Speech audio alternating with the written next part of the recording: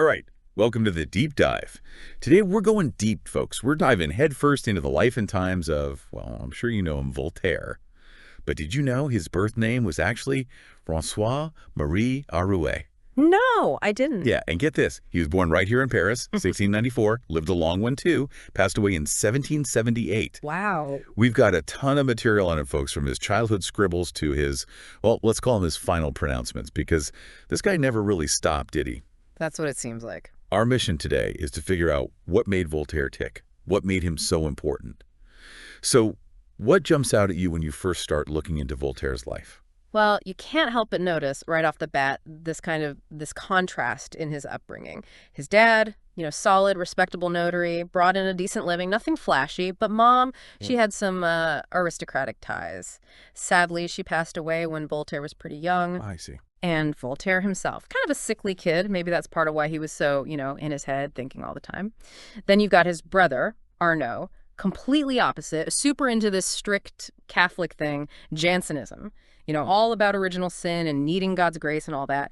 So picture young Voltaire writing poetry, already sharp as a tack, trying to reconcile all that. Plus, he's got this inheritance that paid for his education, guided by this abbé who, get this, taught him about religion and skepticism. Wow, what a mix. Exactly. A recipe for Voltaire, I guess. Yeah, no kidding. It makes sense, though, right? Yeah. His father, a practical man, wanted Voltaire to have a practical career. Lawyer for the king, good, solid job, good social standing. Literature, not so much. Didn't seem like a good path to security. So off Voltaire goes to a Jesuit college. For those of you who don't know, the Jesuits were serious dudes, very disciplined, almost like a military order within the Catholic Church. They were founded by, let me see if I can remember this, Ignatius of Loyola. Yeah, that's it. That's right. They really focused on this thing called dialectic.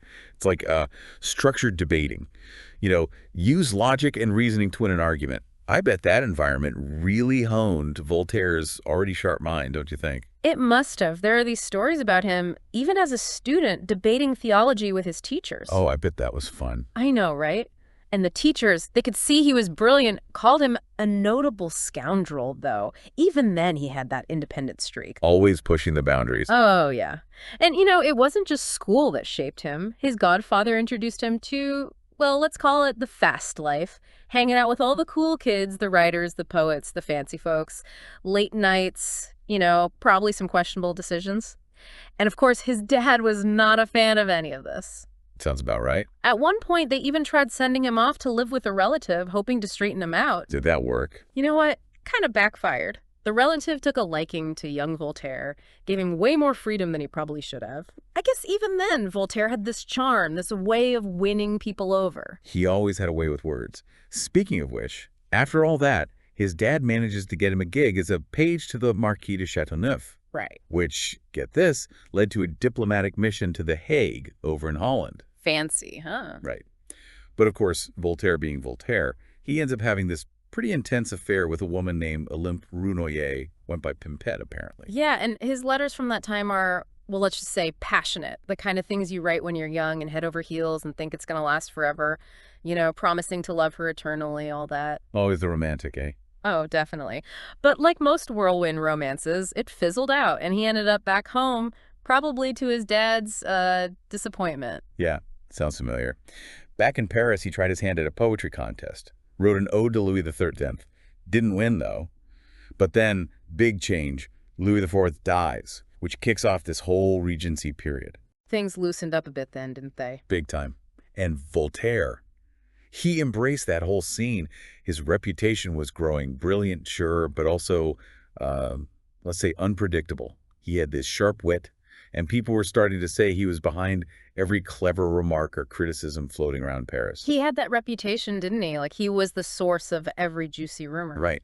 Some even said he was behind some whispers about the regent, Duke of Orleans, trying to grab the throne. Dangerous game. You said it. And that's what probably landed him in the Bastille for the first time in 1717. The Bastille. It was the regent who had him locked up. And you know what? It was during that time, maybe as a way to reinvent himself, that he started calling himself Voltaire. So that's where that came from. Yep. Almost a year later, he gets out, and guess what? His play, Oedipus, becomes a smash hit, like a record-breaking 45 nights in a row kind of hit. Talk about a comeback. And he even got to meet Fontenelle, one of the leading intellectuals of the day. That must have been a big deal for him. Oh, absolutely. And let's not forget the financial side. Oedipus made him a good chunk of change, like 4,000 francs, which, being the smart guy he invested, even dabbled in lending, and got himself involved in the slave trade, too. Not his finest moment, but it's part of the story. Yeah, a complicated legacy for sure. He championed progressive ideas, but was also involved in some pretty awful things. It's a reminder that history is messy. Right. And that even the most celebrated figures have their flaws. Yeah. And speaking of messy, his success with Oedipus didn't exactly buy him peace and quiet. He ends up in this big fight with the Duke of Sully, who was known as the Chevalier de Rohan. Now, Rohan was a nobleman, lots of power. Yeah, not a good guy to cross. Voltaire, always the hothead, challenges Rohan to a duel, which, being a nobleman, Rohan refuses. Instead, he pulls some strings and has Voltaire thrown back in prison. No way. Yep. And to add insult to injury, Voltaire ends up getting beaten up by Rohan's goons. Publicly humiliated, this whole ordeal really shook him, and he knew he had to get out of France. So that's how he ended up in England. Pretty much. Exiled for 3 years. Not that he was thrilled about it at first, but man, did that exile change him. How so? He dove headfirst into English culture, learned the language, hung out with all the big thinkers, Alexander Pope, Jonathan Swift, George Berkeley. You name it, he was rubbing elbows with them. He was like a sponge soaking it all up. Totally. He was especially blown away by the freedom of speech in England. He was also really into the writings of John Locke and Thomas Hobbes. And let's not forget the deists. The deists. So for everyone listening, deism was this idea that God created the universe, but then kind of stepped back. He's not involved in the day-to-day. Right. No miracles, no divine intervention. It was a pretty radical idea at the time, especially coming from a society dominated by the Catholic Church. But what really captivated Voltaire was the work of Isaac Newton. Newton, huh? What was it about Newton that drew him in? Voltaire saw Newton's work as this perfect example of reason and scientific thinking. He spent years studying it, and when he came back to France, he actually played a huge role in introducing Newton's ideas to a French audience. So he was kind of like a science popularizer. Exactly. His philosophical letters, which came out in 1734, did a lot to spread the word about Newton. Fascinating. England really seems to have been a turning point for him. Oh, for sure. And let's not forget, it's also where his relationship with the Marquise du Châtelet began. Émilie du Châtelet, she went by. Ah, Émilie du Châtelet. Now, she was quite a remarkable woman, wasn't she? Oh, she was brilliant. A mathematician, physicist, translator, you name it. She actually translated Newton's Principia Mathematica into French. Wow, that's impressive. I know Voltaire was a big fan of hers. She even gave him refuge at her chateau, Cirey. Kind of protected him from the fallout of some of his more controversial writings. Cirey was like their intellectual playground. They studied, researched, experimented. They even built a lab there. They were quite the power couple. Oh, yeah. And they both believed in the intellectual equality of men and women, which was pretty radical for the time. Way ahead of their time. It was at Cirey that Voltaire really hit his stride as a writer. His style got more satirical, more ironic. He was writing plays like Alzire and Merope and some incredible novels. Like Candide, right? Yep. And The Ingenuous, Muhammad, The Worldly Man, all these witty, thought-provoking stories. It's funny, Will Durant, the historian, once said that in Voltaire's novels, ideas become the heroes, superstitions the villains, and thoughts are like events. What do you think of that? It's spot on, isn't it? He used these fictional worlds to explore big ideas, to challenge conventional thinking, to poke fun at the absurdities of society. Let's talk about some of those stories for a minute, like The Ingenuous. That's the one about the Huron prince who comes to France and starts questioning everything about religion and society. Kind of like Voltaire himself, right? Definitely. It's a satire, but it's also a way for Voltaire to explore ideas about faith, reason, and the nature of society. And Micromegas, what about that one? Oh, that's a wild one. It's about a giant from Sirius who visits Earth. And this giant, he's like 100 kilometers tall, lives for thousands of years. He has 72 senses, imagine that. He comes to Earth and basically shows us how insignificant we are in the grand scheme of things. Sounds humbling. Oh, it is. Voltaire was a master of using these fantastical scenarios to make us think about ourselves, about our place in the universe. And then there's Zadig. Zadig, yeah.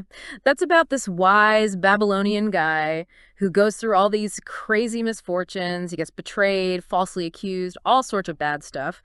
But through it all, he learns and grows. It's a story about resilience, about finding wisdom through suffering. Through it all, Voltaire was also writing letters, tons of them, to everyone it seems like, from kings and queens to other philosophers and writers. His letters are amazing. They're funny, insightful, gossipy. You get a real sense of his personality, of the times he lived in. He was a master networker, wasn't he? Oh, yeah. Always building connections, staying in the loop. So eventually, he makes his way back to Paris. Madame Pompadour, the king's mistress, she pulls some strings and gets him appointed as the royal historiographer. Not bad, huh? Not bad at all. He moves back to Paris with Émilie de Châtelet in 1745, and then in 1746 he gets elected to the French Academy. He was a big deal by then. Oh, yeah. He was famous, respected, wealthy. He had it all. Well, almost. His relationship with Emily starts to fall apart. Yeah, that's a sad part of the story. They were together for 15 years, but then she starts an affair with this guy, Saint-Lambert. And tragically, she passes away in 1749. It was a huge loss for Voltaire. She was his intellectual equal, his confidant, his lover. I can only imagine. So what happens next? Enter Frederick the Great of Prussia. He was a big fan of Voltaire, had been reading his work for years, and he decides to invite Voltaire to come live at his court in Potsdam. What? Just like that? Pretty much. Offered him a nice salary, too. Pretty sweet deal. What did Voltaire think of that? Part of him loved it. He enjoyed the intellectual stimulation, the debates, the company of other smart people, but he also hated the formality, the ceremonies, all that courtly stuff. Not really his scene. Not at all. And eventually, things went south.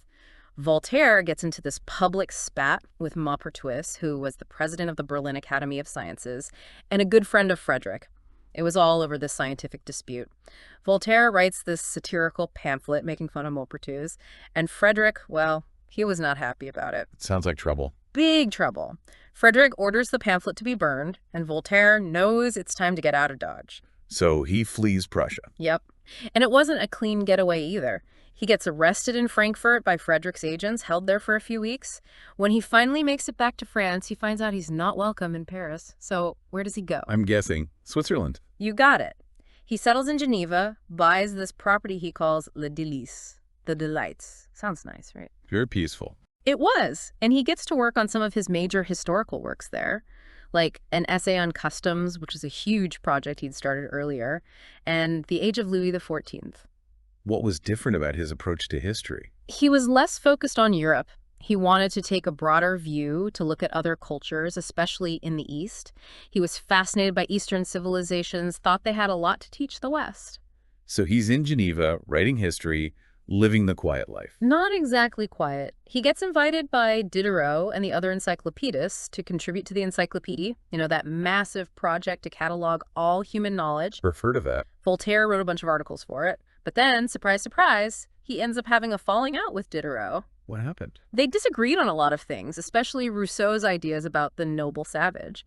Rousseau thought that humans were inherently good, corrupted by civilization. Voltaire thought that was nonsense. What did he believe? Voltaire believed that reason and education were what set humans apart. He thought Rousseau's ideas were romanticizing a primitive state that was anything but noble. Interesting. So what does he do after the falling out with Diderot? He moves again, this time to a place called Ferney, right on the border of France and Switzerland. It was like a mini kingdom for him. He had this big estate, he planted trees, he ran businesses, and of course he kept writing. Always writing. So this is where he spends the rest of his life. Pretty much. Ferney becomes another intellectual hub, like Siri. People are constantly coming to visit, to debate, to get his opinion on everything. He must have had strong opinions about the Lisbon earthquake in 1755. Oh, absolutely. He was horrified by the devastation, but even more so by the way people were interpreting it as divine punishment. He wrote a famous poem about it, basically saying, where's God's justice in all this? Voltaire was very much a champion of reason and enlightenment, wasn't he? But what about his own views on religion? Was he an atheist? Not exactly. He believed in God, but not the God of the church. His God was more like a watchmaker. He created the universe, set it in motion, and then stepped back. So kind of like the deists. Exactly. He thought that organized religion, with all its rituals and dogmas, was mostly nonsense. He was also really interested in the idea of prejudice. He even came up with this whole system for categorizing different types of prejudice. Like what? Well, he said there were prejudices based on your senses, on physical appearances, on history, and on religion. He thought it was important to be aware of these different types of prejudice so we could overcome them. He was big on reason, wasn't he? Oh, absolutely.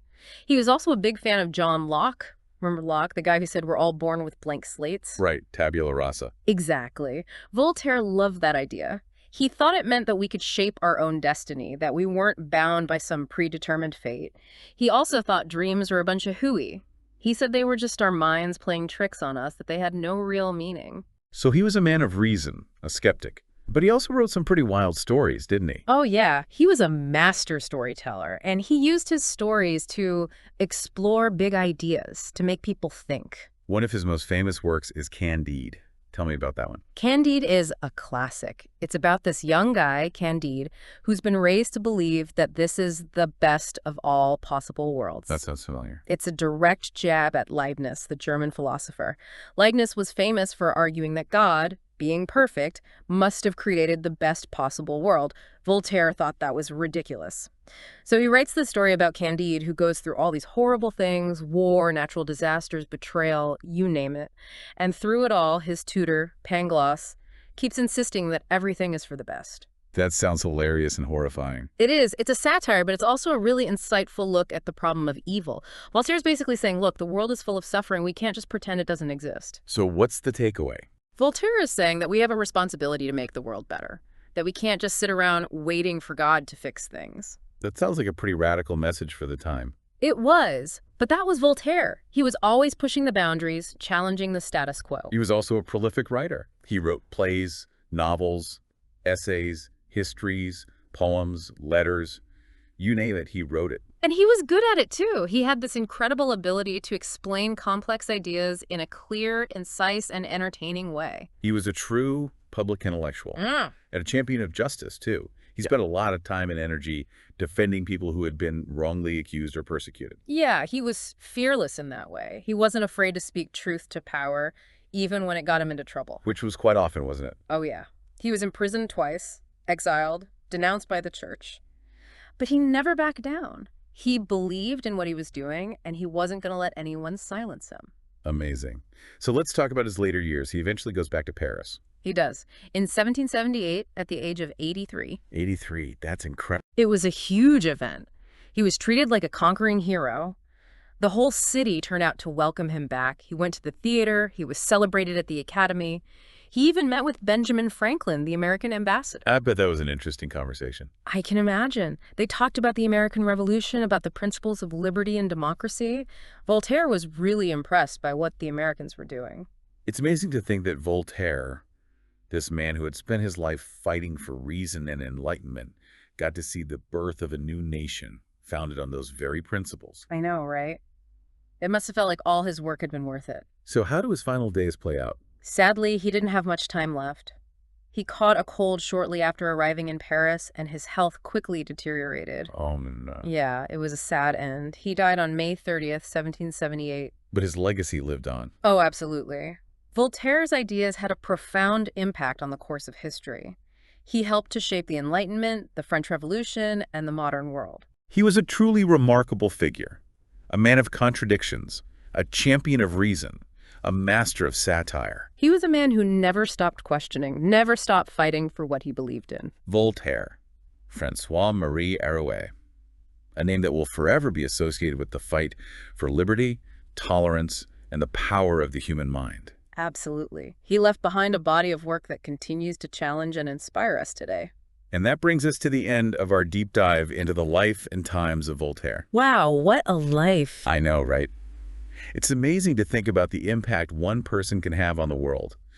Voltaire was a force of nature, a true original. And his story is a reminder that even in the face of adversity, even when things seem hopeless, we can always fight for a better future. That's a great takeaway. Thanks for joining me on this deep dive, folks. I hope you learned something new and maybe even got a little inspired along the way. We'll see you next time on the deep dive. See you then. Guys, see you in another podcast. Don't forget to subscribe to our channel